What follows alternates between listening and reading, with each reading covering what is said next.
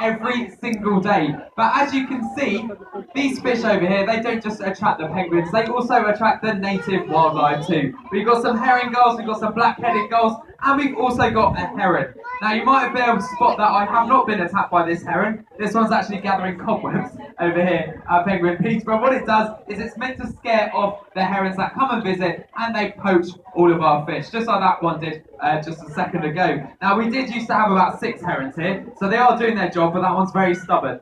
So he's figured out all the feeding time, so after this he's going to go over to the pelicans, then he's going to head to all the other enclosures around the zoo and try and poach all the fish from them too. So that's exactly why we have these plastic herons around Penguin Beach, and we've got a few of other things around too that you might be able to spot later on. So here at Penguin Beach we have got 2 different species of penguins. The ones swimming around at the front, you might be able to see, have got spotty bellies and a black band around their belly too. Now these are Humboldt penguins, and I'll tell you where they come from in just a minute. But we also have another species of penguin. We only have one though, and his name is Ricky the Rockhopper, and I think he's right in the centre at the moment. He's slightly slower at swimming than the rest of the penguins, but he is a very special penguin because he's known as a crested penguin, which means that he has got yellow head feathers right on the top of his head. So if you've seen the film Happy Feet, you know that really important penguin documentary. Well, Lovelace from Happy Feet, that character, is the same type of penguin as Ricky. So he's got those bright yellow head feathers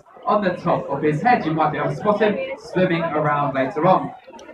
Now, we've got the 2 different species here, but there are 20 different species across the world. But I say across the world, they only live in the southern hemisphere. So you know the equator line that goes around the centre of the planet? They only live below that. But penguins can live in both hot and cold places. So the emperor penguin, which stands at 4 foot tall, so up to about here on me, the largest penguin in the world, lives in Antarctica. So the South Pole, the harshest climate on the planet, which can reach about minus 89 degrees Celsius. So that is incredibly cold, and those penguins can brave it. But you can also find penguins living in very hot countries like Australia, South Africa and Namibia. There is even a type of penguin which lives in the forest in New Zealand. So they are very surprising animals. And people of course get a little bit confused about what type of animal a penguin actually is. Some people may think amphibian because they live life on land but also in the water. Lots of people think marine mammal like a dolphin for example, but they are definitely birds.